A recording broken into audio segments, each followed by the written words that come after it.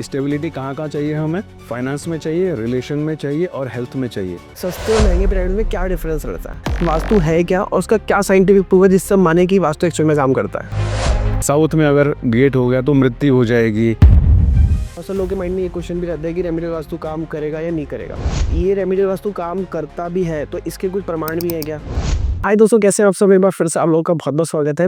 आज हमारे साथ आचार्य सुमित रावल जी, जो कि India leading remedial vastu consultant है और इनको around pan India 15,000 plus building का एक्सपीरियंस है। तो सबसे पहले सर आप अपना इंट्रोडक्शन दीजिए। मैंने तो बहुत छोटा है से में ही बताया, आप मेन इंट्रोडक्शन आप दीजिए। मेरा नाम आचार्य सुमित रावल है और मुझे 25 साल हो गए इस फील्ड के अंदर और 5,000 प्लस हमने इंडस्ट्रीज करी हैं और वो पूरी की पूरी रेमेडियल।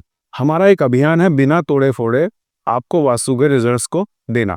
तो मेरा नारा है हर हर वास्तु घर घर वास्तु। इस नारे को आगे बढ़ाते हुए लगभग हमने 2.5 लाख जिंदगियों को आज तक टच किया है।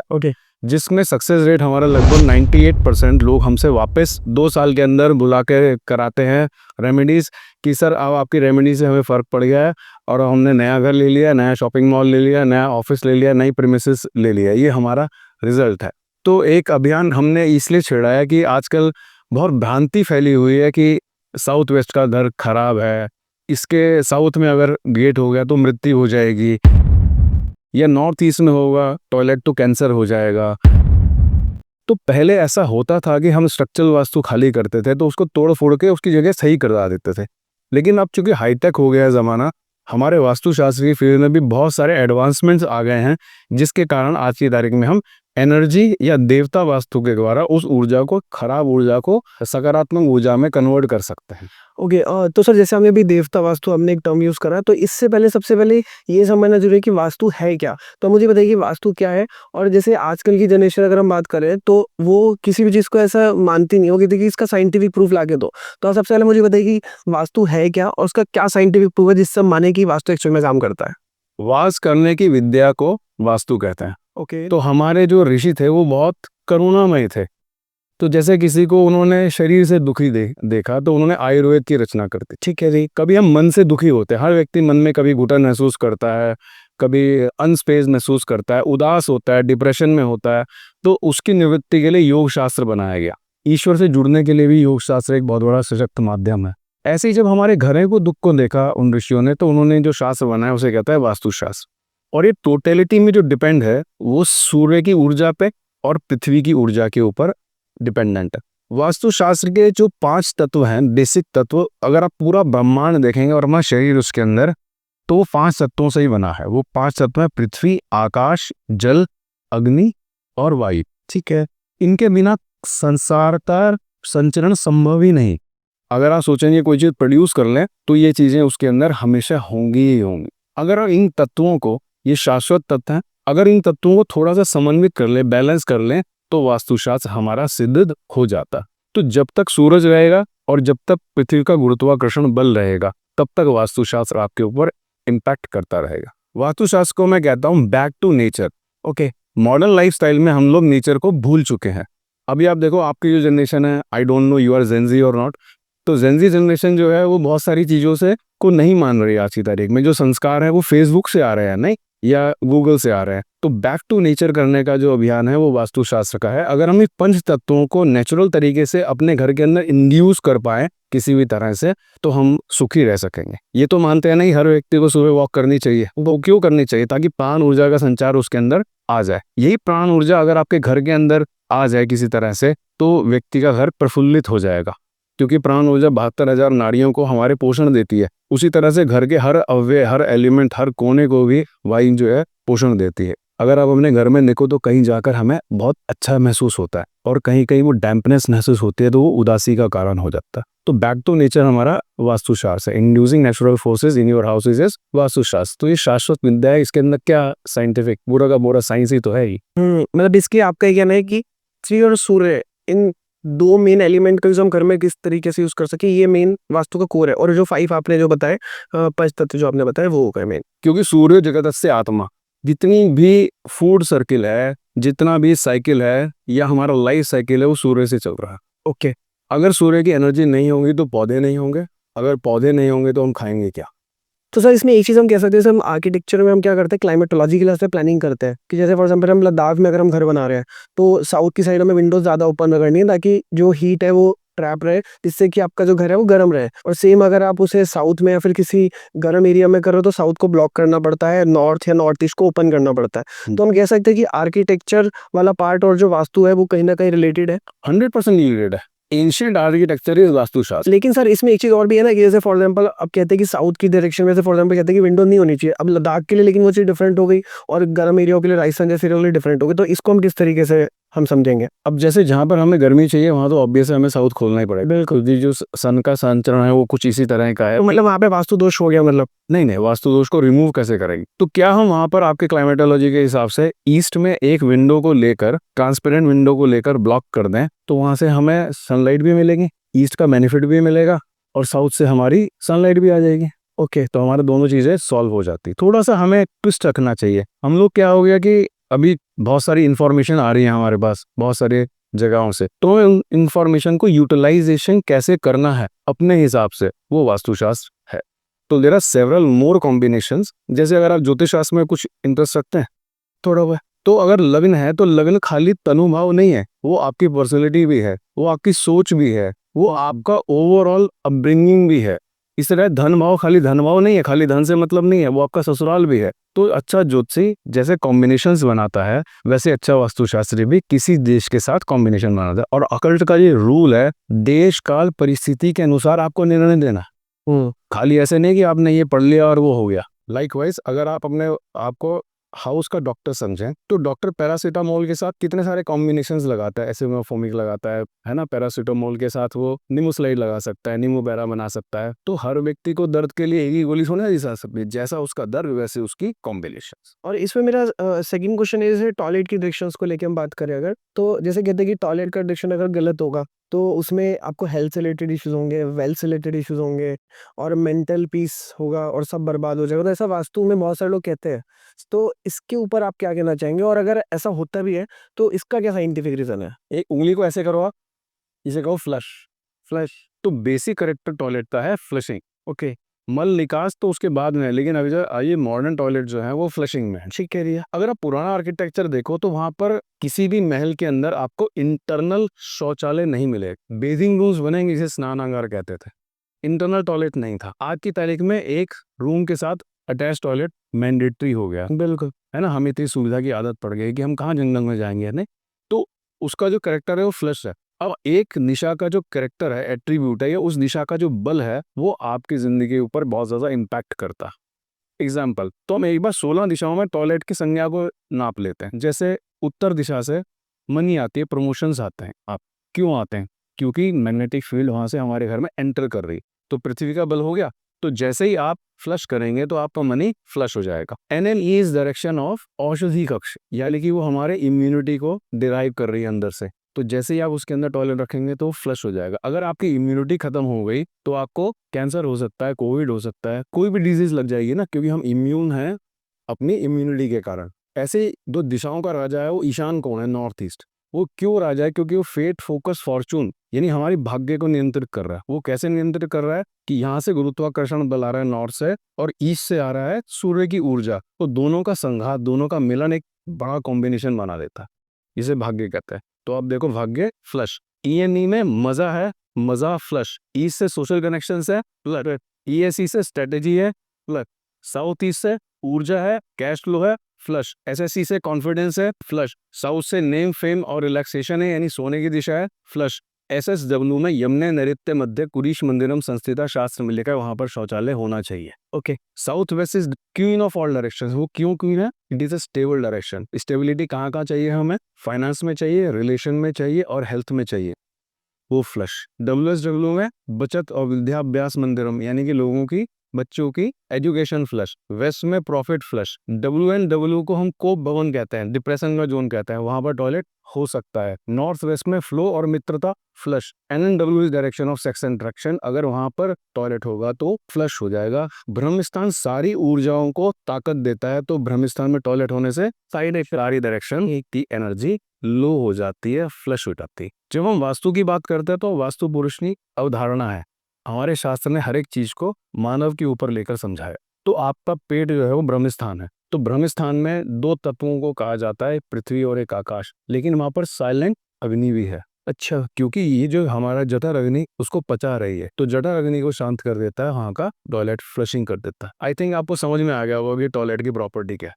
अगर हम ढंग से सोचें तो हर अव्यय का यानी हर रूम का एक स्पेसिफिक करेक्टर है। वो स्पेसिफिक करेक्टर को सही दिशा में अगर हम रख देंगे तो वो हमारे को फॉलो करेगा, हमें सुख देगा, और दूसरी दिशा में होगा तो वो हमें नुकसान दे सकता इसमें सर मेरा एक क्वेश्चन हो रहा है, जैसे फॉर एग्जाम्पल आपकी प्रॉपर्टी बहुत बड़ी प्रॉपर्टी है, ठीक है जी। अब बड़ी प्रॉपर्टी में एक छोटे से पार्ट के ऊपर आप जो है अपना घर बना रहे हैं। तो जैसे फॉर एग्जाम्पल आपका 5000 स्क्वायर फीट है, उसमें से 1500 स्क्वायर फीट के ऊपर आप घर बना रहे हैं, तो उस केस में 1500 स्क्वायर फीट एक अलग आइडेंटिटी कंसीडर होगी और पूरा जो एरिया अलग आइडेंटिटी कंसीडर होगा। तो मतलब इसमें किस तरीके से हम इसको लेके चलेंगे, या फिर पूरा का पूरा ही एक लेके चलेंगे? बहुत अच्छा प्रश्न पूछा शिवम भाई, बहुत अच्छा। और ये बहुत कंफ्यूजन है कि हमें जो प्लॉट को कंसीडर करना है या बिल्डअप को कंसीडर करना है। तो सबसे पहले आपका प्लॉट है, आपने प्लॉट का ब्रह्म स्थान निकाला, ब्रह्म स्थान से आपने दिशा देखी कि आपका बिल्टअप कौन सी डायरेक्शन में बना हो। अब आप ही बताओ, चूंकि आपको आर्किटेक्चर करते हुए बहुत साल हो गए और आपने बहुत सारे लोगों को डिजाइन किया है, आपके इतने सारे फॉलोअर्स हैं, तो आपको सब कुछ पता होगा। अगर हमने कंपास को रखा और देखा कि वो जो बिल्डअप है वो नॉर्थ या नॉर्थ ईस्ट कॉर्नर में है, तो क्या वो वास्तु दोष नहीं है? क्योंकि साउथ खुल जाएगा। बिल्कुल। तो पहली इंसाइट तो हमें वहीं से ही आएगी कि हमें प्लॉट को देखना है। ठीक, अगर ये बिल्टअप साउथ या साउथ वेस्ट वेस्ट में हो गया तो क्या होगा, हमारे लिए सुख कारक हो जाएगा। बिल्कुल। तो रेमेडियल वास्तु में जो built up north north east east में बन गया है इस प्लॉट में, उसको हम आज कट कर सकते हैं। कट करने के बाद जो साउथ का पोर्शन है, यानी जो इस घर में रहेगा, उसकी मनी फ्लश हो जाएगी, उसका रिलेशन फ्लश हो जाएगा, यानी रिलेशन चला जाएगा उसका, और उसके प्रॉफिट्स खत्म हो जाएंगे, यानी वो समस्या में आने वाला। जैसे ही उस प्लॉट को बाइफर्केट करते हैं, वो दो एंटिटी में कन्वर्ट हो जाता है। अब हम केवल बिल्डअप का वास्तु करें, ओके, ठीक है। लेकिन दूसरी कंडीशन में, जहाँ साउथ वेस्ट में घर बना है, हम उसको पूरा खाली छोड़ देंगे, क्योंकि नॉर्थ से आकाश प्रकाश ऊर्जा के स्पंदन आपके घर में आते हैं। उस कंडीशन में हम बिल्टअप को देखेंगे कि कहाँ पर कोई मेजर वास्तु डिफेक्ट तो नहीं है। जैसे हमें साउथ वेस्ट का टॉयलेट वहां पे दुखी करेगा, तो हम उसका इलाज करें। ओके, तो वास्तु इतना नहीं है, कितना वृहद है। अब मैं आपसे पूछता हूँ कि आप अगर खेत में किसी का घर है, 100 बीघे का खेत है और उसमें 5000 स्क्वायर फीट का घर है, कैसे वास्तु करोगे? तो पहले आपको खेत की वाले सूर्य के वहां से देखना पड़ेगा मेरा बिल्टअप कहाँ है। अब टेक्निक्स ऐसी आ गई हैं कि आप केवल उस बिल्टअप की एनर्जी को उठाकर उसका ही वास्तु कर, तो हाईएस्ट फॉर्म ऑफ वास्तु। मतलब बेसिकली आपका जैसे पूरा लैंड हो गया वो हो गया, फिर आपने जो एरिया जो चूज करा बिल्टअप के लिए वो हो गया, फिर उसके अंदर जैसे किचन हो गया, तो उस किचन में भी हमने घुस गया कि हमें किचन के अंदर नॉर्थ ईस्ट में पानी वाला एरिया आएगा, ईस्ट की साइड या की साइड में आपका। पहले तो किचन देखेंगे, कहीं नॉर्थ ईस्ट में किचन तो नहीं है। अब किचन का कैरेक्टर क्या है बताओ? किचन का फायर। फायर, जलाना। बिल्कुल। नॉर्थ में किचन होगी तो मनी बर्न कर देगा, एनएनई में होगी हेल्थ बर्न कर देगा, एनई में होगी तो फेट फोकस फॉर्चून बर्न कर देगा, ईएनई में होगी तो मजाक बर्न कर देगा। इस तरह से अगर आप सोचोगे तो आप एक आई थिंक मुझे लगा कि आपने जो बहुत एक कॉम्प्लेक्स कॉन्सेप्ट को बहुत इजी वे में एक्सप्लेन कर दिया।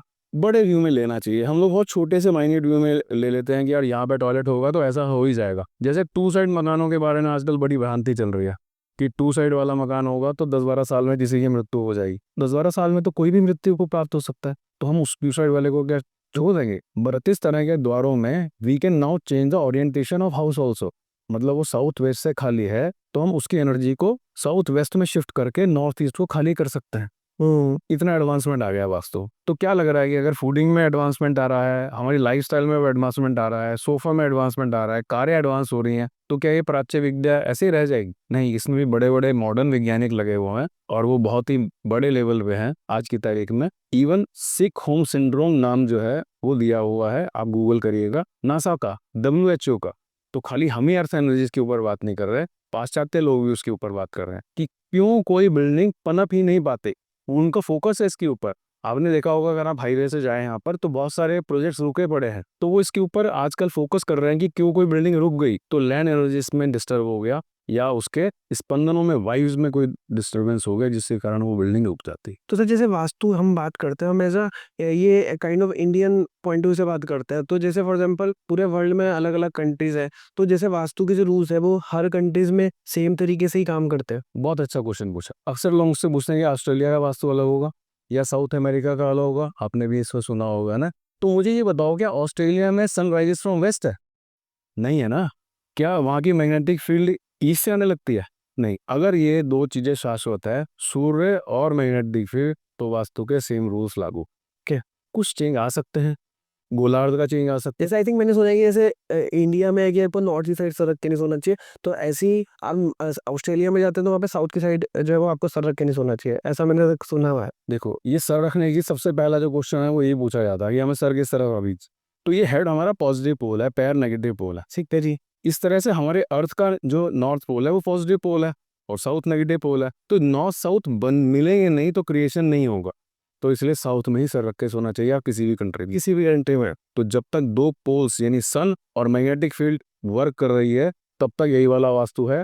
आज से 65 लाख साल पहले पोलर चेंज हुए थे। ओके, क्योंकि अर्थ मॉल्टन लोहा है अंदर उसके, तो जब वो चेंज होगा तो पोल्स चेंज होंगे, नहीं तो तब तक यही लगेगा। फॉर एग्जाम्पल आपका घर नॉर्मल एक बना हुआ है, ठीक है जी।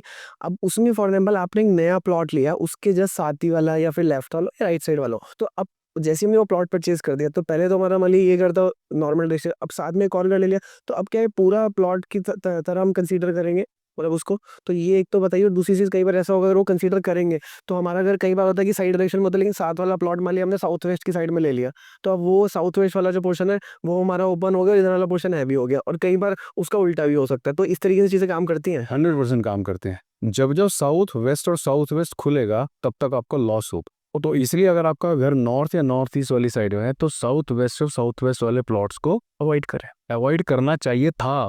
अभी क्या है, आप एडवांस टेक्निक से उसकी कटिंग कर लीजिए कि अपने बिल्टअप को सुरक्षित करिए। ये एक नया ब्रह्मिस्थान यहाँ पर जनरेट कर लीजिए कुछ यंत्र लगाकर, तो ये भी आपको सुख देना शुरू कर देगा। और ऐसे हजारों घर करे हमें, और क्योंकि क्या है कि प्रॉपर्टी हो गई है बहुत महंगी, बगल वाला प्लॉट मिलता नहीं। अब भाग्य से अगर आपको मिल रहा है तो छोड़ोगे भी क्यों नहीं। और वास्तु वाला आएगा 2 लाख रुपए फीस लगेगा, भाई तुझे तो ये लाना नहीं चाहिए, और आपका मन तो अंदर से कर रहा है, तो उसका रेमेडियल वास्तु का अभियान हमारा यही है कि बिना तोड़े फोड़े जागरूकता से वहम को हटाते हुए वास्तुशास्त्र को करना। ओके, तो सर इसमें जैसे रेमेडियल वास्तु हमने बोला, तो मेरे को पहले तो ये है कि बहुत सारे लोगों के माइंड में ये क्वेश्चन भी रहता है कि रेमेडियल वास्तु काम करेगा या नहीं करेगा, पहला क्वेश्चन ये रहता है जी। दूसरी चीज़ है कि ये रेमेडियल वास्तु काम करता भी है तो इसके कुछ प्रमाण भी है क्या, और अगर काम करता तो किस तरीके से काम करता है, तो ये तीनों प्रश्नों के आप बताइए। बहुत आसान काम है। जैसे आप खाना खाते हैं दांतों के माध्यम से, बिल्कुल। ठीक। अब आपका दांत टूट गया, क्या करोगे? उस वक्त आप इम्प्लांट लगाओगे ना, तो उसके बाद खाना खा पाओगे? खा लेंगे। खा लोगे ना। तो ये कैसे कह सकते हो रेमेडी वर्क नहीं कर? आपके शरीर भी ये हड्डी किसी की ऐसे करके टूट गई, हाथ ऐसे टूट गया और यहाँ पर चूरा हो गया हड्डियों का, तो डॉक्टर क्या करेगा, यहाँ पर एक इम्प्लांट डाल देगा, आपका हाथ सीधा हो जाएगा और काम करने लगेगा। देखा है आपने? सेम वास्तु के साथ साथ ही रेमेडीज उतना ही काम करती हैं जितना एक स्वस्थ वास्तु से घर करता है। दूसरी बात कि आपने क्या, आप मिसाइल मैन को जानते हैं? मिसाइल में वो वजन missile man of India, APJ Abdul Kalam ने। एपीजे अब्दुल कलाम। क्या आपके पास कोई प्रमाण है कि एपीजे अब्दुल कलाम ने कोई मिसाइल चलाई हो? अग्नि उन्होंने बनाई, क्या आपने उनको अग्नि लॉन्च करते हुए देखा? तो रिसर्चर अलग होते हैं, इम्प्लीमेंटेटर अलग होते हैं, यानी कि उन्होंने मिसाइल बनाई और सेना को दी, ठीक है ना। तो इस तरह से वास्तु भी रिसर्च अलग है और उसका इम्प्लीमेंटेशन ऑल टुगेदर अलग है। रिसर्च वास्तु के रूल्स को लेकर एनर्जी के ऊपर हुई और अब हम उस एनर्जी को इम्प्लीमेंट कर रहे हैं। इसके पीछे एक पूरा का पूरा साइंस है। एक यंत्र कोई अपनी मर्जी से नहीं बना सकता। वो यंत्र जैसे जब बनता है तो कम से कम 5 से 25 साल तक वो टेस्ट होता है। अच्छा हाँ, 100-200 घरों के ऊपर उसका पहले टेस्ट किया जाता है। जब उसका रिजल्ट ओके आता है कि जो हम चाह रहे हैं वो हमारा आउटपुट आया है, तो वो आ गया। आज की तारीख में लगभग 800-900 तरह के यंत्र प्रचलन में है जिससे काम हो जाता है। दूसरी बात, इस एरा को हम कहते हैं मैकेनिकल एरा। अगर हम ये बटन लगा रहे हैं तो ये मैकेनिक्स है, ठीक है ना। अगर हम ये माइक्रोफोन यूज कर रहे हैं तो ये एक मैकेनिक सिस्टम है। तो मैकेनिकल चीज फास्ट काम करती है। उसी तरह से मैकेनिकल वास्तु या आंतरिक वास्तु भी रेमेडीज को फास्टली काम करके लेकर जाता। प्रमाण की बात करेंगे तो ये आप हमारे हरिद्वार में पूरा का पूरा केंद्र से सिडकुल, यहाँ पर मैक्सिमम सिट की यूनिट्स में 99% सिट यूनिट्स में हमने काम किया और उसको रिवाइव कराया। इवन जो यूनिट्स 500-500 करोड़ रुपए थी वो 1200-1200 करोड़ का सेम यूनिट प्रोडक्शन कर रही है और बिना एक ईंट हिलाए। तो यहाँ पे आइए और मेरे साथ चलिए, उनके मालिकों से मिलिए, वो आपको बताइए। दूसरी बात, इस बात को मैं प्रमाणित कैसे करूंगी ये काम करता है? जब मेरा काम बढ़ना शुरू हुआ, लोगों ने ये वाला क्वेश्चन पूछना शुरू कर दिया। तो यहाँ रानीपुर मोड़ पर मैंने एक SSW फेसिंग का, साउथ वेस्ट फेसिंग का प्लॉट खरीदा। पूरा घर उसके वास्तु के नियमों के विपरीत बनाया, यंत्र लगा के सुधार कर लिया। और आप खुद ही कह रहे हैं we are the number 1 vastu consultant in India, तो ऐसे ग्रोथ नहीं। तो टेस्टिमोनियल आप चाहिए, घर में देखिए कि उसको घर को कैसे एनर्जी से सीधा किया। ओके सर, मेरा एक क्वेश्चन इसमें ये है कि जैसे आपने देखा होगा कि बहुत सारे रेमेडियल के पॉइंट ऑफ व्यू जैसे अष्टधातु की कोई मूर्ति इस टाइप से कुछ बोलते हैं। तो एक किसी व्यक्ति से मेरी बातचीत चल रही थी, तो उन्होंने मेरे को बोला कि अष्टधातु कैसे बन जाएगी, क्योंकि अगर आप अष्टधातु का मतलब है कि अलग अलग मेटल्स है और हर मेटल का अपना जो मेल्टिंग पॉइंट है वो अलग अलग रहता है, तो उसको कैसे मिक्स किया जा सकता है, तो ये थोड़ा सा आप बताइए। देखो, मेरा कंसर्न नहीं है एक्चुअली। ये अल्केमी का एक सूत्र है जिसमें मैंने बिल्कुल नहीं घुसा। मेरी रेमेडीज ऑल टुगेदर अलग। जैसे कि अब इसको मैं ऐसे डिफाइन कर सकता हूँ कि पारा लिक्विड मेटल है, ठीक है, लेकिन पारा का शिवलिंग तो बन जाता। सर लेकिन मैंने एक चीज़ और देखी, पारे की जैसे पारा जो होता है उसको जैसे हाथ से टक्कर तो माइंड में सेंसेशंस होती हैं, ऐसा मैंने फील किया है, तो ऐसा मतलब ऐसा क्यों होता है सर? भाई, उसके अंदर वाइब्रेशंस हैं और आपकी वाइब्रेशंस उससे सिंक कर रही है या नहीं सिंक कर रही, तो आपको फील हो सकता है। जैसे पारे को हाथ में लो तो कुछ नहीं होता, वैसे मेरे को किसी ने टच किया, में वो झंझनाहट सी हो रही थी मेरी। तो आपकी वाइब्रेशंस उससे या तो मैच कर गई हैं या मैच नहीं कर गई। ओके, इस बार नेक्स्ट मेरा जो क्वेश्चन है वो है एंट्री को लेकर के, मेन गेट को लेकर के। तो सबसे पहले मुझे ये बताइए कि आजकल यही जो भी जैसे घर बनते हैं, एक तो बड़ा गेट होता है जो कि नॉर्मल आपके प्लॉट के अंदर एंट्री करने के लिए होता है, और एक होता है कि जहाँ से आपके घर के अंदर की एंट्री होती है। तो उसमें से सबसे पहले मुझे बताइए कि मेन गेट हम किसको कंसीडर करेंगे, पहली चीज़। और सेकंड चीज़ है कि मेन गेट को लेकर के कि कौन सी डायरेक्शन में आना चाहिए, कौन, जैसे आपने बताया कि बहुत सारे लोग कहते हैं कि साउथ की एंटर बेकार होती है, वेस्ट की बेकार होती है, नॉर्थ की अच्छी, तो इसको थोड़ा सा आप एक्सप्लेन करिए। दो तरह की एंट्रेंस होती है, लेकिन वास्तुशास्त्र केवल पेरीफेरी की एंट्रेंस को कहता है, नहीं बाउंड्री वॉल की एंट्रेंस को। जो 32 देवता हैं बाउंड्री वॉल पे, ठीक है जी। अंदर वाली एंट्रेंस को उसके बाद कंसिडर करा जाएगा, क्योंकि वो देवता बदल जाएंगे अंदर। एग्जाम्पल, अगर हम नॉर्थ की एंट्रेंस को शुद्ध करें तो नॉर्थ साइड में 8 एंट्रेंसेस मिलती है, ठीक है जी, जो नॉर्थ वेस्ट से नॉर्थ ईस्ट तक चलती हैं। उनके देवताओं को भी सुन लो। पहला रोग है, उसके बाद सर्प है, उसके बाद मुख है, बल्लाट, सोम, भुजंग, दिति और अदिति। इस तरह से 8 एंट्रेंस हैं, जिसके अंदर से 3 एंट्रेंस बहुत अच्छी है, सोम, बल्लाट, मुख्य की एंट्रेंस बहुत अच्छी है। तो पेरीफेरी पर है ये देवता, अंदर है ही नहीं। जब आप अंदर आ जाएंगे नॉर्थ के एंट्रेंस से, तो आपको भूदर के क्षेत्र में आप उतरोगे, वहां पर एंट्रेंस हो नहीं सकती, तो आपको बाहर की एंट्रेंस देख। तो फ्लैट्स में आपको केवल अपनी एंट्रेंस देखनी है, जहां पर आप घर के अंदर घुसते हैं। एंट्रेंस को समझो, 3 तरह के आकाश हैं। एक बाह्य आकाश यानी आउटर स्पेस, और एक इनर स्पेस, एक हमारे मन का स्पेस है। तो जो एंट्रेंस है वो लिंक है आउटर स्पेस का इनर स्पेस है। अगर ये वाला स्पेस ठीक हो जाए, एंट्रेंस अच्छी जगह पे हो जाए, तो बहुत फल देती, ओके, और एंट्रेंस खराब हो जाए तो बहुत खराब फल देती है। जैसे मैंने केवल नॉर्थ की एंट्रेंस ही बात करी। अब आपका नॉर्थ वेस्ट का रोग के क्षेत्र का अगर द्वार खुल गया, तो ये समझ लो कि आपके घर में डॉक्टर का आना जाना लगा रहेगा। वहीं मुख्य का खुल गया तो मुखिया बना लेगा आपको अपने क्षेत्र में। बल्लाड़ का खुल गया, चतुर्दिक विकास दे देगा। सोम का खुल गया तो पैसा, प्रेम, पीस सब दे देगा। वहीं भुजंग का खुल गया तो घर के लोग कड़वा बोलेंगे, तो सर पे। इस तरह से हम एंट्रेंसेस को डिफाइन करते हैं। तो नोट कर लीजिएगा, बाकी श्रोताओं के लिए भी, आपके लिए भी। ये ऐसे क्वेश्चंस कोई इन डेप्थ आर्किटेक्ट ही पूछ सकता है, या जिसने इसके ऊपर बहुत सारा काम किया हुआ हो। तो N3, N4, N5 सोम, बल्लाट, मुख्य। पहले तो ये E3, E4 इंद्रो जयंत्री एंट्रेंस ईस्ट में, साउथ में विथक और ग्रह, और वेस्ट में सुग्रीव और पुष्पदंत यानी W3, W4 की एंट्रेंस अच्छी होती। इसका मतलब 3rd एंड 4th एंट्रेंस और दिशा रिटेश अच्छी होती। यही सर हमें भी मतलब जब हमने इसके ऊपर थोड़ी सी स्टडी की, तो हमें भी कोर्स में सिंपल बताया था कि किसी भी डायरेक्शन के आप S3 और S4 के एंट्रेंस ले लो। और उन्होंने ये बोला था कि इसमें हम नॉर्थ या फिर वेस्ट को इसलिए हम मतलब वेस्ट को या साउथ को इसलिए पूरा करते हैं कि वहाँ पे पद थोड़े से कम अच्छे होते हैं, और नॉर्थ या फिर ईस्ट में पद ज़्यादा अच्छे होते हैं, तो इसलिए मोटा मोटा बोल देते हैं। जी। अभी क्या है कि साउथ ईस्ट फेसिंग घर है और कोई एंट्रेंस मिल नहीं रही, क्या करोगे आप? मान लीजिए 20 बाई 80 का घर बन मिल गया, वहां तो आपको कोई भी एंट्रेंस अच्छी नहीं मिली। तो ऐसे में रेमेडियल वास्तु में हमारा एक लकी डोर आता है, ओके, उसको हम E3, E4 या N3, N4, N5 में लगाकर एक वर्चुअल ओपनिंग खोल सकते हैं। काइंड ऑफ सबकॉन्शियस को लेकर कि वो डोर है। सबकॉन्शियस माइंड की इम्प्रिंटिंग नहीं कर रहे हैं हम, न्यूरोप्लास्टिक की बात नहीं कर रहे, एनर्जी की बात कर रहे हैं कि वहां से इंद्र जयंत की एनर्जी को लेकर आ गए हम।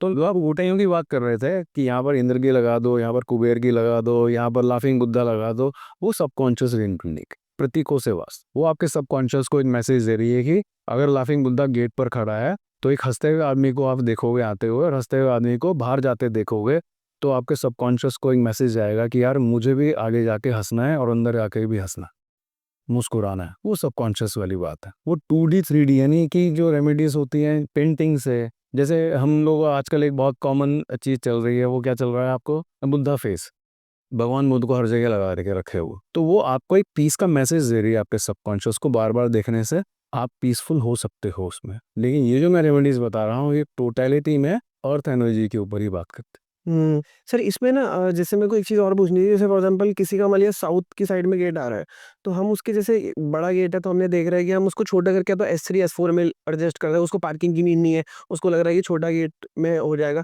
और वो चाह रहे हैं यार मेरा गेट को मत छेड़ो, मेरे को ऐसी रेमेडी कर दो, तो उस केस में हम क्या उसमें हम कर सकते हैं? वीडियो मैंने बताया आपको, अगर आपके क्या बस चल रहा है तो S3 S4 क्या है, मतलब उसको हमें कुछ करने की जरूरत नहीं, हमें नई एंट्री पे चाहिए नहीं खोल रहे हैं क्या? हमें तो मतलब संबंधता से है, सक्सेस से है, हमारा काम चले उससे ही तो है। तो जैसे वो पहले से खुली हुई है तो उससे कोई नेगेटिव इम्पैक्ट नहीं आएगा? नेगेटिव इम्पैक्ट आएगा तो उसके लिए ब्लॉकर लगाके ब्लॉक कर देंगे, अगर वो बहुत नेगेटिव गेट है, जैसे कि W1 और S8 के गेट बहुत खराब है, ठीक है, ये पितृदोष पैदा कर देता है, मृग का द्वार है, असीम पॉवर्टी देता है, तो एक छोटा सा ब्लॉकर लगा के ब्लॉक करो, E3 E4 में नया गेट खोलता।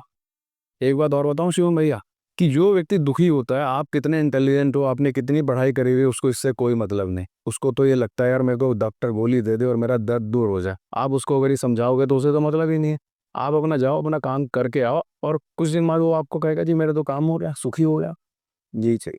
एक सर एक और बहुत कॉमन क्वेश्चन है जो ज्यादातर लोग पूछते हैं कि अब जैसे बंदे फ्लैट लेने जाते हैं तो एक बिल्डिंग में एक के ऊपर बहुत सारे फ्लैट्स होते हैं, उसमें हर तरीके के बंदा अलग अलग फ्लैट में रहता है, तो जब किसी से बोलते हैं हम कि वास्तु जो है वो काम करता है चाहिए, तो बोलते हैं कि यार सब अलग अलग तरीके की लाइफस्टाइल जी रहे हैं, मतलब नीचे अगर कोई बंदा रह रहा है उसके पास 1 करोड़ है, ऊपर वाले के पास 10 करोड़ है, उसके ऊपर वाले के पास 30 करोड़ है, और लाइफस्टाइल भी अलग तरीके से है और हर बंदा अलग तरीके से कह रहा है। इनफैक्ट ये तो मैंने फ्लैट की अलग अलग बात करी है, इनफैक्ट एक घर में भी अगर हम बात करें, अगर वास्तु सेम है तो हर बंदा अलग अलग तरीके से रह रहा है, तो इसको आप थोड़ा सा एक्सप्लेन करिए। क्या है कि एक किसी फैक्टर को हम केवल वास्तु के नजरिए से नहीं देख सकता। ओके।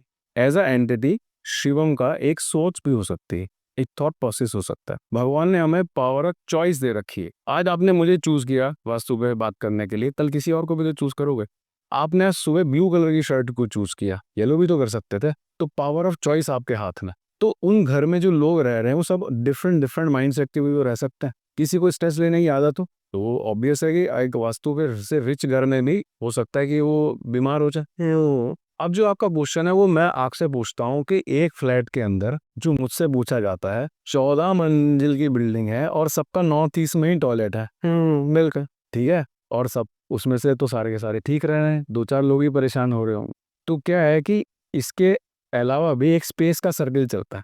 ओके, उस स्पेस से जो है हमारा भाग्य डिफाइन होता है, क्योंकि ये आउटर स्पेस में 27 नक्षत्र, 12 राशियां, 12 भाव, 9 प्लैनेट्स भी चल रहे हैं, ठीक है। तो जिस ऊर्जा में आप हो यानी पैदा हुए हो वो भी आपके और इम्पैक्ट करेगी। मतलब वो सबकी डिफरेंट डिफरेंट है तो ऑब्वियस डिफरेंट डिफरेंट है, ऑब्वियस है वो डिफरेंट डिफरेंट होगी।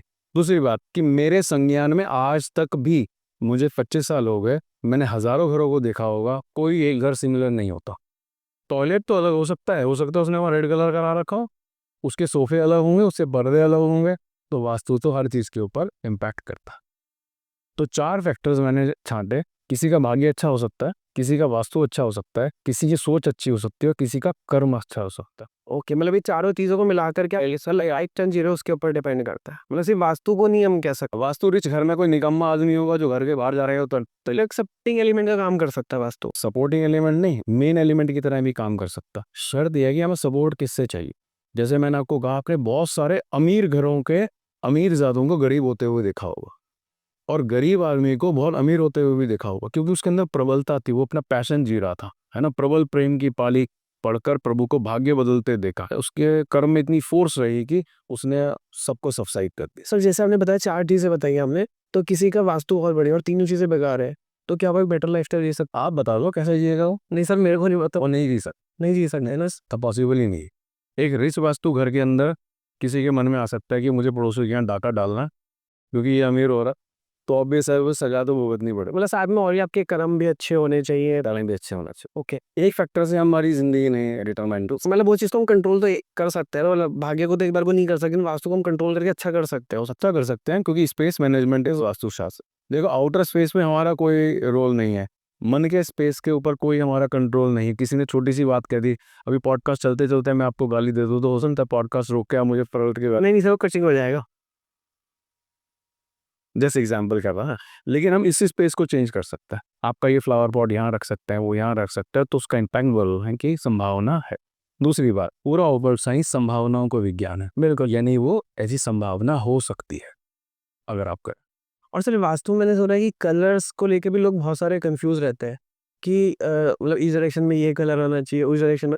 तो वे साउथ का रेड कलर बोलते हैं, नॉर्थ का ब्लू या फिर ग्रीन बोल देते हैं। तो मतलब कलर होता है कि किस डायरेक्शन में कौन सा कलर होता है, और कलर्स का एक्चुअल में क्या इंपॉर्टेंट है वास्तु के अंदर। कलर बहुत इंपॉर्टेंट रोल प्ले करते हैं बैलेंसिंग ऑफ 5 एलिमेंट। जो बेसिक है वास्तु का, बैलेंसिंग ऑफ 5 एलिमेंट्स। अब हर दिशा का अपना एक नैसर्गिक कैरेक्टर है, तो उसके हिसाब से हमें कलर को चॉइस करनी चाहिए। जैसे नॉर्थ में जो वाटर बेस्ड डायरेक्शन है वो नॉर्थ और नॉर्थ ईस्ट है, तो वहां पर नीला रंग होना चाहिए, ठीक है। ये साउथ जो है वो फायर बेस्ड डायरेक्शन, ईस्ट जो है वो वायु बेस्ड डायरेक्शन है। तो फायर और वायु मिलके प्रबल अग्नि को प्रज्वलित कर देते हैं इस अग्निकोण में। ओके, तो अग्नि का दुश्मन कौन है? अग्निशमन पानी हो गया, पानी। तो पानी का रंग क्या है? ब्लू। तो क्या अग्निकोण में ब्लू होना चाहिए? नहीं। नहीं होना चाहिए। इस तरह से अगर हम बैलेंस करेंगे, सोचेंगे, तो आपको पता लगेगा कि तत्वों का जो बैलेंस है वो रंगों से हो। तो सर जैसे कुछ लोग जैसे बोलते हैं कि जैसे फॉर एग्जाम्पल आपका अगर मान लिया ब्लू कलर आ गया किचन में, तो वहाँ पर हम ग्रीन कलर का पत्थर लगा दे, ब्राउन कलर यूज कर दो। तो रेमेडी तो है ये। तो ये मतलब एक चीजें काम कैसे करती है? बहुत आसान है। आपकी नॉर्थ में वो है, क्या कहते हैं, किचन है, वाटर के क्षेत्र में फायर आ गई, बैलेंस करने के लिए वायु को लेकर आ जाओ, यानी ग्रीन कलर को लेकर इस तरह। तो मतलब ये इस तरीके से तो नहीं काम करती। मतलब किसी ने मेरे को ऐसे बताया था कि जैसे फायर है, ठीक है जी, फायर में पानी आ गया, तो अभी है कि हमने ग्रीन कलर एलिमेंट ऐड कर दिया, तो काइंड ऑफ जैसे क्या होता है ना कि जैसे ट्री है, ट्री में पानी दिया तो ट्री ग्रो करेगा, और फायर उसको जला दी तो बैलेंस क्रिएट हो गया। फायर को जलाने के लिए दो तत्व बताओ आप। फायर को जलाने के लिए मतलब अग्नि को प्रज्वलित करने के लिए दो चीजें एक बताओ। तो आपको चाहिए ऑक्सीजन, और दूसरा हमें चाहिए वुड या कोई ऑब्जेक्ट ईंधन चाहिए। ईंधन चाहिए। ईंधन चाहिए, ठीक है। तो फायर जो है नॉर्थ में बुझ रही है, ग्रीन कलर रिप्रेजेंट करता है वायु को। हमने वायु लगा दी, फुट अग्नि प्रज्वलित। प्रज्वलित हो गया है।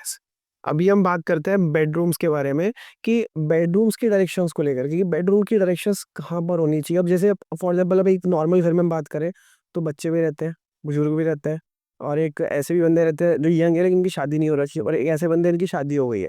तो मतलब क्या इन सब मतलब किसी को अगर हम पर्टिकुलर कोई रूम अगर हम दे रहे हैं किसी पर्टिकुलर डायरेक्शन में, तो इन सब चीजों को देखना जरूरी रहता है। बिल्कुल, ये शास्त्र बता रहा है, मैं नहीं कह रहा हूँ। ओके। दक्षिणे शयनम चैर, क्या बोल रहा है? दक्षिण दिशा में शयन कक्ष होना चाहिए। ये सर अगर हम बात करें, आपने बताया शास्त्रों किस रेफरेंस से आप ये विश्वकर्मा प्रकाशकर रेखा दक्षिण शयनम सारे वर्सेस दे रखे हैं। ईशान्यम देवता ग्रह आविनम पामुच्यते नैत्य शस्त्रागारम वायव्य भंडार संस्थिता पूर्व सेतु सभागारम, है ना। यमने नैत्य मध्य पुरीश मंदिरम संस्थिता। तो ये सब उसमें लिखा हुआ है, अपनी मर्जी से नहीं चल रहा। तो मास्टर बेडरूम साउथ वेस्ट को क्यों कहते हैं? देवता वास्तु इसका आंसर देता है। मास्टर बेडरूम में प्रभुत्व चाहिए के, वहां पर दो देवता हैं साउथ वेस्ट में, इंद्र और जैन। दो देवता हैं जो वास्तु पुरुष मंडल में दो बार आ रहे हैं, एक ईस्ट में आ रहा है इंद्र और जैन, और एक साउथ वेस्ट में आ रहा है। मैं सोचता था ये दो देवता क्यों हैं, तो जब गहनता से सोचा विचार किया तो ऐसी इंसाइट आई अंदर से कि ईस्ट में वो शासक है, इंद्र देवताओं का देवता है, जयंत उसका पुत्र है। जयंत का मतलब जीतने वाली ऊर्जा। तो ईस्ट में वो राजा के दो काम है, अपनी टेरिटरी को बढ़ाना, दूसरे राज्यों पे आक्रमण करना और एडमिनिस्ट्रेशन करना। और सूर्य भी वहां पर है, जो सूर्य जगत से आत्मा, सूर्य जगत का एडमिनिस्ट्रेशन कर रहा है। तो ईस्ट में इंद्र और जयंत को संज्ञा मिली। तो सर आई थिंक पॉलिटिशियंस के लिए ईस्ट डायरेक्शन बहुत अच्छी। साउथ वेस्ट में राजा का दूसरा काम है विलास करना और घर के ऊपर कंट्रोल करना, तो यहाँ पर भी इंद्र और जयंत। इसीलिए मास्टर बेडरूम साउथ में होना चाहिए, क्योंकि यम की दिशा है। अगर हम थोड़ा वृहद रूप से देखें तो व्यक्ति जो निद्रा में है वो अल्पकाल के लिए मर जाता, बिल्कुल ठीक है।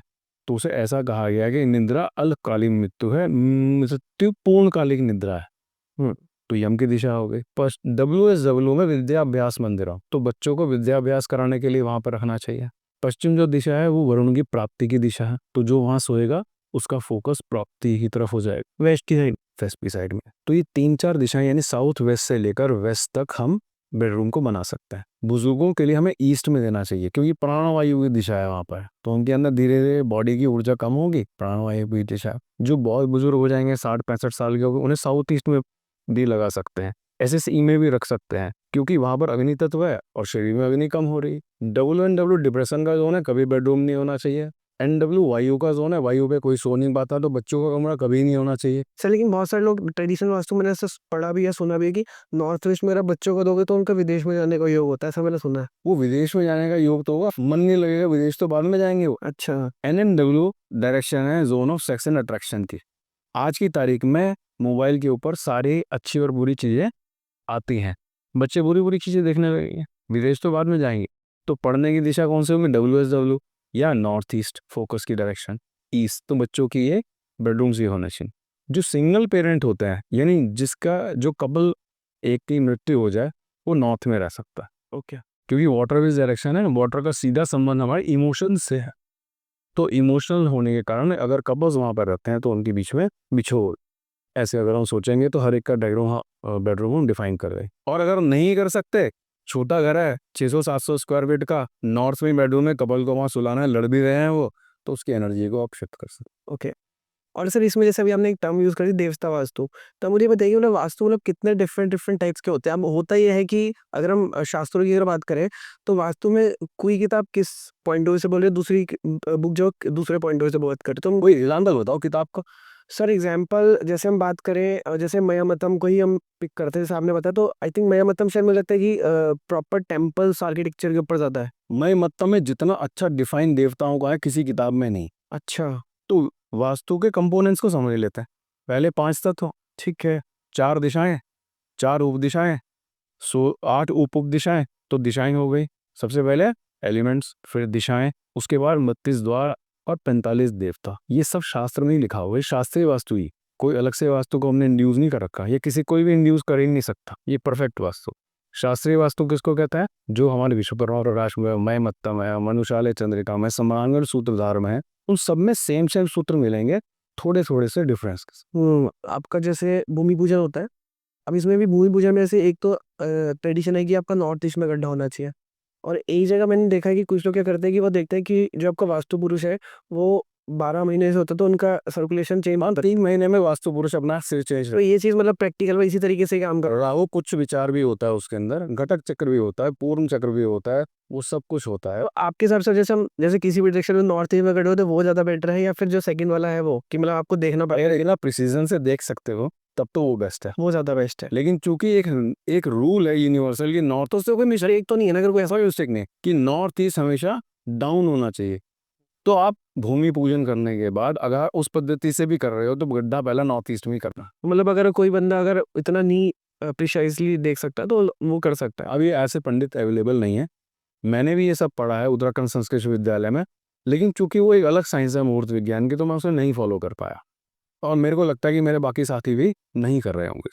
सर इसमें मेरा अभी एक प्रश्न और है वाइन शॉप को लेकर के, कि वाइन शॉप का भी वास्तु काम करता है कि नहीं करता है, मुझे ये बताइए। क्योंकि बहुत सारे लोग जब हम उन्हें वास्तु को समझाते हैं तो वो ये बोलते हैं कि ठेके पे कौन सा वास्तु करता है, जहाँ मर्जी खोल लो, घर पे खोल लो, जहाँ मर्जी खोल लो, चल जाएगा। तो ये कलंक मेरा दूर हुआ 2 साल पहले। ठीक है। 2 साल पहले हमारे को एक ठेका मिला जो नहीं चल रहा था। अच्छा। हाँ, सारे ठेके नहीं चलते क्योंकि हमारे ध्यान उस तरफ जाता है जो चल रहा। जैसे मिठाई का मतलब हल्दीराम, क्योंकि उनकी दुकान चल रही है, लेकिन पीछे क्या फोर्स है, उनका टेस्ट उन्होंने कितना सेलेक्ट। सर आपको एक छोटी सी और, मैं आपको सॉरी मैं बीच में इंटरप्ट कर रहा हूँ, अभी किस्टनगढ़ में हल्दीराम खुला, तो मैं वहाँ पे अंदर जाके मैंने ऑब्जर्व करा, उन्होंने पिरामिड्स का यूज कर रखा है वहाँ पे काफी सारी जगह पे। हल्दीराम के पूरे इंडिया में जितने भी शोरूम्स है वहाँ पर कुछ ना कुछ ऐसा चीज लगी हुई है। मैं सुन के टॉयलेट्स पे हर जगह लगा हुआ है। वो पहले एनर्जी को मैनेज करते हैं, उसके बाद अपना कार्य करते हैं। तो इतना पावरफुल है, जब बहुत सा एक ब्रांड आपको फॉलो कर रहा है तो इसका मतलब वो कोई छोटा मोटी चीज तो है। बिल्कुल तो हमें भी फॉलो करना चाहिए। आपने जो दिया वो प्रमाण दे दिया कि एक बड़ा ब्रांड हमारा रेमेडियल वास्तु को फॉलो कर रहा है, क्योंकि वो जहाँ पर उनको जगह मिलेगी, ऐसा तो है नहीं कि हर जगह किचन साउथ ईस्ट में बनाएंगे, वो कुछ भी बन सकती है, तो उसको उससे मैनेज करिए। सर पिरामिड से मुझे याद है, मुझे पिरामिड्स का थोड़ा सा साइंस बताइए, मतलब पिरामिड्स किस तरीके से काम करता है। अब होता ही है, मैं आपको एक चीज़ और बताता हूँ कि फॉर एग्जांपल जैसे कोई बंदा बोलता है कि अरे पिरामिड है मतलब 5000 का है, दूसरी तरफ ऑनलाइन वो खोल के बैठ जाते हैं कि 200-300 का पिरामिड है। मतलब उन सस्ते और महंगे पिरामिड में क्या डिफरेंस रहता है? सबसे पहली बात मैं सबसे कहना चाहता हूँ, pyramid is functional due to its shape. Okay. पहले उसकी शेप है, लेकिन जब हम हिंदुस्तानी बहुत ऑब्सेस्ड हैं मेटल से, बिल्कुल। हमें सोने से आगे कुछ समझ नहीं आता, हमें भारी चीज़ें अच्छी लगती। तो कहते हैं कि यार हम पीतल का पिरामिड लगा लें, हम चांदी का पिरामिड लगा लें, लेकिन उसका मेटल से बड़ी चीज़ उसकी शेप है। अगर उसकी शेप बिल्कुल सही है, 57 डिग्री 57 मिनट की, और वो होलो है, पिरामिड का मतलब पायरा इन मिड, यानी ऐसी ज्योमेट्री जिसके अंदर ऊर्जा भरी हुई है, तो वो काम करना शुरू कर दी। इसलिए different different type of pyramids हैं। और चूंकि हमारी सोच जो है वो मेटल वाली साइड ज़्यादा जाती है, तो वो मेटलिक पिरामिड्स को ज़्यादा प्रेफर कर। इस वजह से मेरा भी क्वेश्चन आया माइंड में कि जैसे फॉर एग्जांपल 2 पिरामिड्स हैं, एक पिरामिड नॉर्मल प्लास्टिक का, मतलब जो एक्यूरेसी है दोनों की सेम है, एक तरफ जो है वो प्लास्टिक का है, दूसरी तरफ सिल्वर का है, तीसरी तरफ गोल्ड का है, तो तीनों में एनर्जी सेम रहेगी? ये हम ऑरा मीटर से नाप सकते हैं। ओके। हाँ, हम ऑरा मीटर से नाप सकते हो कि कौन से। लेकिन आपके जो एक्सपीरियंस के हिसाब से मतलब क्या रहेगा, सेम रहेगी अलग? देखो मेरे को तो 20-25 साल हो गए प्लास्टिक का पिरामिड यूज़ करते हैं और ट्रमेंडस रिजल्ट है। दूसरी बात यह है कि जब हम एक एडवांस या प्राचीन विद्या की तरफ जाते हैं जिसको धातु अध्याय कहते हैं, वहाँ पर मैं मेटल के पिरामिड्स को यूज़ करता हूँ क्योंकि पिरामिड की शेप किसी भी करेक्टर को एनहांस कर देती है। तो वहाँ पर रॉ मेटल की जगह हम मेटालिक पिरामिड्स लगाते हैं तो रिजल्ट्स बहुत तेजी से क्योंकि सर आई थिंक मैं अगर साइंटिफिक में अगर जाऊँ तो जैसे फॉर एग्जांपल हमने सबने पढ़ा हुआ है कि जो गोल्ड है उसमें रेजिस्टेंस सबसे कम रहता है और सिल्वर में थोड़ा सा और फिर जो आपका कॉपर होगा उसमें, तो उस तरीके से अगर हम देखें, जैसे फॉर एग्जांपल आपका गोल्डन टेम्पल है तो उसके ऊपर पूरा गोल्ड का बना हुआ है, तो उसके अंदर एक अलग ही पॉजिटिव एनर्जी मिलती है। तो खाली गोल्डन टेम्पल की बात क्यों कर रहे हो? क्या वैष्णो देवी जाके पॉजिटिव एनर्जी नहीं मिलती? सर बिल्कुल मिलता अमरनाथ जी में एक सोने का एक कतरा भी नहीं लगा हुआ, क्या वहां जाके पॉजिटिव एनर्जी नहीं मिलती? तो सोने से मतलब नहीं है, ज्योमेट्री से मतलब है। चूंकि मैंने पहले ही बताया कि हम सोने से ऑब्सेस्ड है, तो हमें लगता है कि जो चीज महंगी भारी है वो अच्छी। ओके। और सर इसमें एक और है कि जैसे फॉर एग्जांपल जो सबसे इंपॉर्टेंट चीज़ है मुझे लगता है इसके बारे में डिस्कस करना चाहिए, हॉस्पिटल्स। तो हॉस्पिटल में बंदा सही होने जाता है, अपने आप को और रिवाइव करने जाता है, तो हॉस्पिटल का अगर कोई व्यक्ति वास्तु बना रहा है तो बेसिक किन किन चीज़ों का उनको ध्यान रखना चाहिए? देखो सबसे पहले टॉयलेट्स ध्यान रखने चाहिए कि ऐसी दिशाओं में टॉयलेट्स ना हो जो हीलिंग की डायरेक्शन, हीलिंग की डायरेक्शन एन और ईस्ट है, फिर साउथ ईस्ट है, साउथ है, साउथ वेस्ट है। तो इन डायरेक्शंस में जहां पर व्यक्ति हील जल्दी हो रहा हो वहां पर टॉयलेट्स नहीं होना चाहिए। अगर हम मुख्य डॉक्टर को एन में बैठा दे देंगे तो उसके अंदर एक ऐसा शफा आ जाता है दिशा के बल से कि वो जिसको जो दवाई देगा वो ठीक हो जाए। ओके। इस तरह से हॉस्पिटल वास्तु को हम देखा है। अभी सर अभी रिसेंटली हमने एक बेंगलोर में एक कर्नाटका में हॉस्पिटल का डिज़ाइन किया था, तो उन्होंने बेसिकली होता अयादी वियादी का कुछ कॉन्सेप्ट पे डिस्कस चल रहा था, तो इसके ऊपर भी थोड़ा सा प्रकाश डालिए कि क्या होता है? आयादी वास्तु मेजरमेंट का वास्तु है, ठीक है जी। लेकिन आजकल हम उसको फॉलो नहीं कर पाते ओके। मेजरमेंट्स को। और आयादी वास्तु बेसिकली प्रसाद और प्रसाद यानी कि मंदिर और महल के लिए ही था। अच्छा। इतने अंगुल का ये, इतने हाथ का ये, वो उसके फॉर्मुलेशन है। हाँ, मतलब बेसिकली उनके प्रपोर्शंस है कि आपको इतना और इससे डिवाइड करो तो ये वैल्यू ही आना चाहिए, इस टाइप से कुछ करके। तो आयादी है अपन आयादी। मतलब वो प्रपोर्शन का इन डिफरेंट पार्ट हो गया पार्ट। ओके, मतलब ये चीज़ें मतलब काम करती रहेगी, तो मतलब हमें ये पता चल रहा है मतलब वास्तु कितना डेप्थ में काम करता है। मतलब ये आई थिंक मुझे लगता है कि ये भी पूरी तरीके से साइंस है। जैसे अर्थशास्त्र में मैंने एक लाइन पढ़ी है कि जो एस्ट्रोलॉजर है वो एक बार को गलत होता है लेकिन एस्ट्रोलॉजी कभी गलत नहीं होती। तो आई थिंक मुझे लगता है कि हमारा शास्त्र भी बहुत सॉलिड शास्त्र है। वही को शास्त्र नाना भांति राम अवतारा, रामायण सतकोटि अपारा। ऐसा जब हमारे जमाने में रामायण आती थी ना तो सबसे पहले वो ये कहते थे। तो मैं सोचता था कि सतकोटि यानी 100 करोड़ रामायण है कहाँ?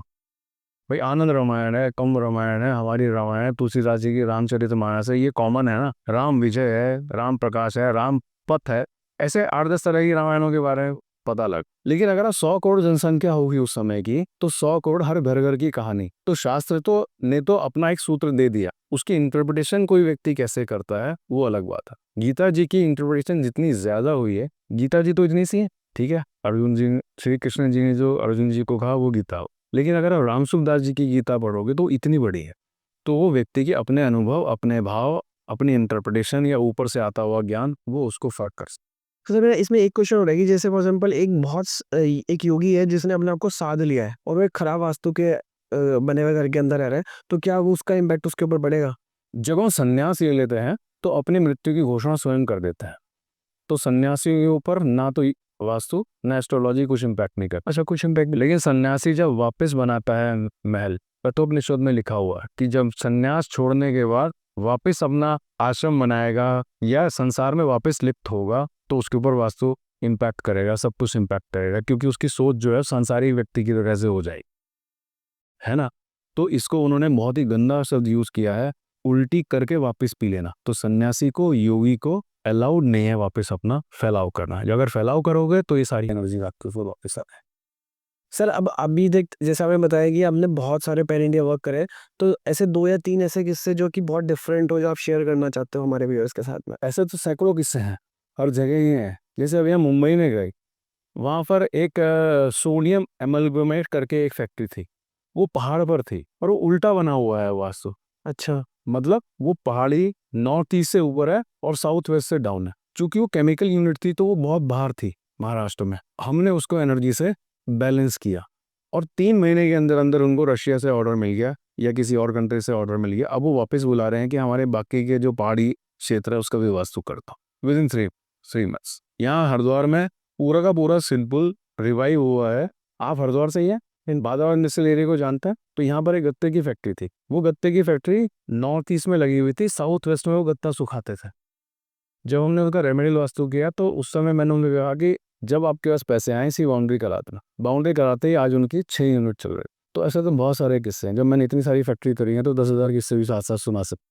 अब जैसे किचन के हम बात लेके चलते हैं, तो किचन जैसे बोलते हैं कि north west south east 2 main direction मानी जाती है, तो इसके अलावा भी किसी और डायरेक्शन में हम रख सकते हैं बिना कोई प्रॉब्लम को फेस करें? हाँ बिल्कुल, किचन की डायरेक्शंस को नोट करिएगा। किचन के लिए मैंने आपसे पूछा था कि फायर जलाने के लिए क्या 2 चीज़ें चाहिए। आपने कहा ईंधन और वायु। तो ईंधन की दिशा यानी हम ईस्ट से शुरू कर सकते हैं किचन को। अच्छा, ईस्ट में भी रख सकते हैं किचन को? वायु चाहिए वहाँ पे, पौधा वहाँ से उग रहा है। ईएससी में रख सकते हैं, साउथ ईस्ट में रख सकते हैं, एसएससी में रख सकते हैं, साउथ में रख सकते हैं और नॉर्थ वेस्ट में रख सकते हैं। ओके। अब टेम्पल को लेके मेरा एक क्वेश्चन और है आपसे कि अब जैसे हम कहते हैं कि टेम्पल नॉर्थ ईस्ट डायरेक्शन में होना चाहिए, ठीक है जी? तो अब कुछ लोगों का ऐसा भी मानना है कि नॉर्थ ईस्ट से भी बेस्ट डायरेक्शन आपका ब्रह्म स्थान है, तो इसके बारे में आपका ये कहना है? शास्त्र कह रहा है ईशान्यम देवता है, उसने ब्रह्मस्थान बोला ही। लेकिन सर आप अगर देखोगे जितने भी पुराने एंशिएंट मंदिर बने हुए हैं, तो उनके जो मेन जो कोर जो गर्भगृह है वो सेंटर में ही है। तो नगर वास्तु में आ रहा है। ओके। जब हम टाउन प्लानिंग कर रहे हैं तो वो पिरामिडिकल शेप या कोई भी सेक्रेड ज्योमेट्री उसमें जलती हुई जोत या उसके जो प्रोसेस होते हैं वो ब्रह्मस्थान को एक्टिवेट कर रही है, तो पूरा नगर एक्टिवेट होगा। लेकिन घर में नहीं कर सकते इसको। घर में चीज घर में नहीं कर सकते। बड़े घरों में पहले सेंटर एक्टिवेशन के लिए तुलसी का पौधा लगा देते थे बिल्कुल कार्यालय के अंदर, तो बड़े घरों में कर सकता है। छोटे घरों में ईशान कोण बेस्ट है। तो कृपार्थी को जिसे ईश्वर की कृपा चाहिए उसे ईशान कोण में बनाना चाहिए, जिसे धन चाहिए उसे उत्तर दिशा में बनाना चाहिए, और जिसे पब्लिक रिलेशन चाहिए उनके ईश्वर ईस्ट में बनाना चाहिए। लास्ट में साउथ ईस्ट डायरेक्शन आती है क्योंकि वो वीनस की डायरेक्शन है, अग्नि की दिशा है, महालक्ष्मी की कृपा वहां पर है, तो वहां बना सकते हैं। पर उसका एक ड्रॉबैक आता है कि जब साउथ ईस्ट एक्टिवेट होता है तो क्रोध लेकर आ जाता है, तो व्यक्ति क्रोधी होने की संभावना आ गई है। अब सर वास्तु के लिए कोई बेसिक रूल्स है? जैसे फॉर एग्जाम्पल आपका स्टेयर्स है कि नीचे आपको टॉयलेट नहीं बनाना चाहिए, या फिर जो स्टेयर्स है उनके जो नंबर है वो ऑड होने चाहिए, या फिर डोर के सामने डोर नहीं होना चाहिए, या फिर टॉयलेट और किचन की कॉमन होनी चाहिए, मतलब इसके पीछे का साइंटिफिक लॉजिक क्या है? शास्त्र में कहीं लिखा हुआ अच्छा। हाँ कि ऐसा होना चाहिए। हमने जो है कुछ विद्याएं ऑप्ट कर ली हैं फेंगशुई से। आज जो हम वास्तु को जानते हैं वो फेंगशुई के कारण जानते हैं। और आपको पता है कि अगर कोई पेन हम फॉरेन से खरीद के लाते हैं तो हमें लगता है कि वो ज़्यादा अच्छा है, बशर्ते हमारे अपने उससे।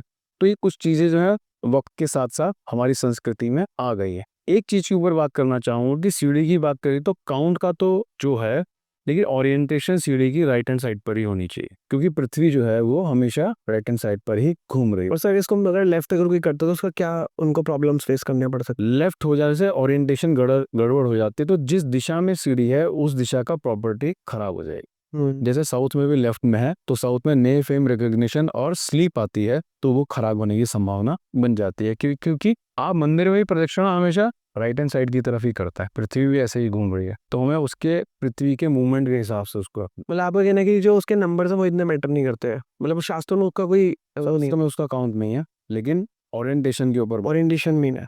टॉयलेट सीढ़ी के नीचे, सीढ़ी हैवीएस्ट जगह है, आप सिविल इंजीनियर हैं तो वो प्रेशर देता है, तो जब वो प्रेशर देता है तो नेगेटिव एनर्जी में वृद्धि हो जाती है, इसलिए नहीं बना हुआ है। तो कुछ चीज़ों को मैं प्रैक्टिकली भी सोच। और सर डोर के सामने जो डोर का है, डोर के सामने डोर 3 डोर कहते हैं फेंगशुई की, उससे एनर्जी का प्रवाह बहुत तेज हो जाता है, तो नेगेटिव एनर्जी को उन्होंने नेगेटिव शार्ड्स कहा है, यानी जहरीले तीर आने की संभावना हो जाती है। अब नॉर्थ से पॉजिटिव एनर्जी आ रही है, साउथ में भी है, बीच में एक डोर है, तो जो पॉजिटिव एनर्जी आई वो सीधी सीधी बह गई, इसलिए 3 डोर।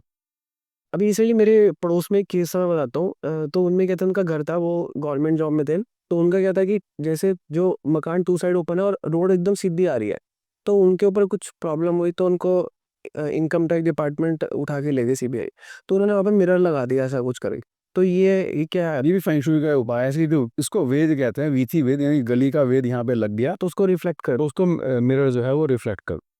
तो मैंने कहा ना कि स्ट्रक्चरल साइंस वास्तु है, लेकिन रेमेडीज तो हम कहीं से भी कर सकते। स्ट्रक्चरल बनाने वाला अलग है, रेमेडियल बनाने वाला। तो सर इसमें इसमें जैसे एक चीज़ हो रही है, सबसे पहले मैंने फेंग शुई का नाम लिया, तो एक्चुअल इंडियन वास्तु और जो चाइनीज़ फेंग शुई है उसमें क्या डिफरेंस है, एक तो मुझे ये बताइए। और दूसरा, बहुत सारे लोग ये भी बोलते हैं वास्तु वाले कि जैसे जो उनका जो है लाफिंग बुद्धा, तो वो कुबेर जी का कॉपीड वर्जन है। हो सकता है, लेकिन लाफिंग बुद्धा त्रिभुवन तरह के आता है। स्कूल ऑफ फेंगशुई इसके बारे में कोई बात नहीं करती, वो ऑल टुगेदर डिफरेंट साइंस है।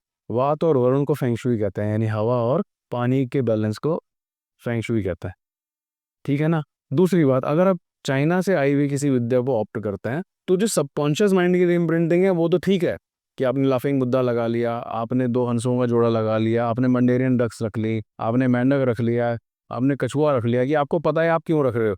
कछुआ क्या है, लॉन्जिविटी देता है, तो अगर कछुए को रोज देखोगे तो आपके सबकॉन्शियस को एक मैसेज आएगा कि मुझे आयु वर्धन करना है। 3 टांग वाला जो मेंढक है उसको कहते हैं वो खाता नहीं है, खाता ही खाता है, निकालता नहीं है, तो आपका धन का लिए एक बात हो सकती है। मंडेरियन डक्स को देखोगे तो आप लव बर्ड्स, यानी आपके रिलेशन सुधरने की संभावना हो जाती है। लेकिन जब मैंने फेंग शुई को स्टडी किया तो वो ऑल टुगेदर डिफरेंट है। हमारे और चाइना के बीच में एक वॉल है, इसको हिमालय कहते हैं, तो इसलिए हमारा वास्तु कुछ अलग तरीके से चलता है, उनका वास्तु कुछ अलग तरीके से चलता है। तो फेंग शुई के सारे सूत्र नहीं अपना सकते, जो अच्छे लगे वो हमारे यहाँ आ गए, लेकिन वास्तु का प्रचलन जो 90 से ज्यादा हुआ वो फेंग शुई के कारण ही ज्यादा।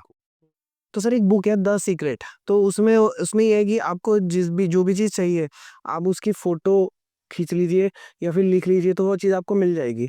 तो ये चीज़ का यूज़ हम वास्तु में भी, जैसे मैंने देखा बहुत सारे लोग करते हैं एज़ अ सबकॉन्शियस के तौर पे, तो ये चीज़ एक्चुअल में काम करती है? हाँ, एक्चुअली काम करती है ये लॉ ऑफ अट्रैक्शन। जिस चीज को बार बार सोचो, जिस चीज को बार बार देखो, वो आपकी जिंदगी में अवतरित होना शुरू हो जाता है। लेकिन कुछ लोगों के लिए लॉ ऑफ अट्रैक्शन काम करता है, कुछ लोगों के लिए नहीं करता। लेकिन अगर आप वास्तु को उसमें जोड़ दो, यानी दिशा के बल को जोड़ दो, तो हर दिशा कुछ दे रही है। पैसे चाहिए तो अपना विजन बोर्ड मनी का नॉर्थ में लगा लो। अगर आपको मकान चाहिए और कार चाहिए तो आप गूगल पे सर्च करिएगा। वहां पर मेरा एक स्टूडेंट है, उसमें 10 मेंबर एक चौल में रहते थे। तो मैं एक दिन वो वेबिनार में आ गया, उसने कहा सर हमारा ये दुख है, तो मैंने वेस्ट में आप एक अपना ड्रीम हाउस की फोटो लगा लो। उनको 5 कमरों का घर मुंबई में मिल गया, अब वो सब अपने अलग अलग कमरों में रहते हैं। ऐसे 3 कारें में वेस्ट में लगा के अट्रैक्ट कर चुका हूँ। तो अगर दिशा को देखें, एक छोटी सी टिप ये है कि जिस तरह के वास्तु कंसल्टेंट या जिस तरह का काम करना चाहते हैं, सपोज मैंने इंडस्ट्रियल वास्तु कंसल्टेंट हूँ, तो मैंने कुछ इंडस्ट्री के लोगों के साथ अपनी फोटोग्राफ को ईस्ट में कोलाज के रूप में लगा लिया, तो दिशा के बल ने मुझे इंडस्ट्रियल वास्तु कंसल्टेंट बना लिया। अगर आप सेलिब्रिटी के साथ वर्क करना चाहते हो तो सेलिब्रिटीज के साथ अपनी फोटोग्राफ ईस्ट में लगा दो, तो वैसे लोग आपकी तरफ अट्रैक्ट होना शुरू हो जाएगी। तो 16 दिशाओं में 16 तरह के बल हैं, वैसे ही अगर आप अपनी इच्छा रखोगे तो सबकॉन्शियस जल्दी आपकी पूरा कर। और सर जैसे हमने वीडियो की जो स्टार्टिंग करी थी तो मैंने आपसे पूछा, तो हमने कहा था कि हम India's top most remedial vastu consultant में से एक है, तो आपका इस ज्ञान का थोड़ा सा जो है बेनिफिट हमारी ऑडियंस को हो जाए, तो हम थोड़ी सी रेमेडीज के बारे में डिस्कस कर लेते हैं। तो जैसे फॉर एग्जाम्पल अब आपको पता है कि लोगों के घर में जो है वो टॉयलेट गलत होती हैं, किचन गलत होते हैं, तो इस तरीके की जो भी आपने मतलब अपने एक्सपीरियंस का भी जो कॉमन जो मिस्टेक्स देखी है उसके कुछ रेमेडियल टिप्स अगर आप शेयर करना चाहें हमारे खास को। छोटे छोटे यंत्र आते हैं जिससे कि टॉयलेट की ऊर्जा को शिफ्ट कर सकते ठीक है जी। हैं। जैसे कि अभी किसी ने 10 करोड़ का घर बनाया, ये चलो बहुत बेयर मिनिमम, आजकल कोई भी घर 50 लाख से कम तो है ही नहीं, और आप उसे तोड़ नहीं सकते, तो आप छोटा यंत्र लगाएंगे, शिफ्ट कर लीजिए। 32 द्वारों में से 32 द्वार तो मिलेंगे नहीं कभी, आप फ्लैट्स में तो खासकर, तो एक लकी डोर लेकर वहां पर लगा लीजिए। सर लकी डोर हम कहाँ से ले सकते हैं? लकी डोर कहाँ से ले सकते हैं, आपको मेरी वेबसाइट से मिल जाए। आपकी वेबसाइट से मिल जाएगा, तो आपकी वेबसाइट का लिंक हम नीचे डिस्क्रिप्शन बॉक्स में डाल देंगे। rohitdawal.com है, ठीक है, वहाँ पर डाल सकते हैं। इवन मैं अपने ऑफिस का लिंक आपको दे दूंगा, वहाँ से भी उसको मंगा सकता है। इस तरह से ये कुछ कॉमन चीज़ें हैं, लेकिन जब हम प्रिसाइजली वर्क करेंगे तो फिर उसके अंदर यंत्रों को डिसाइड करना पड़ेगा कि कौन सा ये लगाना है, कैसे लगाना है, कुछ नहीं लगा। कुछ रेडी रेकनर यंत्र होता है, जैसे कि आजकल एक प्रॉब्लम बहुत चल रही है कि बच्चे देर से शादी करें, उनको उनके जीवन साथी नहीं मिल रहा, तो आकर्षण यंत्र को NNW में रख लो, पीछे अपनी फोटो लगा लो, तो आप अपने पार्टनर को आकर्षित कर पाओ। स्वास्थ्य अच्छा नहीं हो रहा तो NNE में एक स्वास्थ्य यंत्र रख लो, पीछे अपनी फोटो लगा लो या रोगी की फोटो लगा लो। कैंसर बहुत ज्यादा आजकल फैल रहा है, एक महामारी के रूप में आ गया, तो कैंसर मुक्ति यंत्र को लेकर अपने मंदिर में रख ली, तो कैंसर की पीड़ाएं कम हो जाएगी। इस तरह से बहुत सारे यंत्र हैं जिनके माध्यम से हम इजीली अपनी इच्छा को पूरी कर सकते हैं। बच्चा पैदा नहीं हो रहा, आजकल देखो घर घर IVF खुल रखे हैं, हर गली के पास सैलून के साथ एक IVF सेंटर है, तो कभी कभी सारी रिपोर्ट सही आने के बाद भी बच्चे नहीं पैदा होते, तो गर्भ स्थापन यंत्र, संतान गोपाल यंत्र लेकर अपने मंदिर में रखेंगे तो वो भी काम करेगा। साथ में नॉर्थ ईस्ट को थोड़ा साफ कर लीजिए, आपका काम हो जाएगा। आसान है। तो sir thank you so much sir, आपने अपने इतने वैल्यूबल टाइम में से हमारे लिए समय निकाला और हमारी ऑडियंस को और हमें मार्गदर्शित किया। थैंक यू सो मच, आप अच्छा काम कर रहे हैं, थैंक और ऐसे ही करते रहे। मेरी ढेर सारी शुभकामनाएं। Thank you.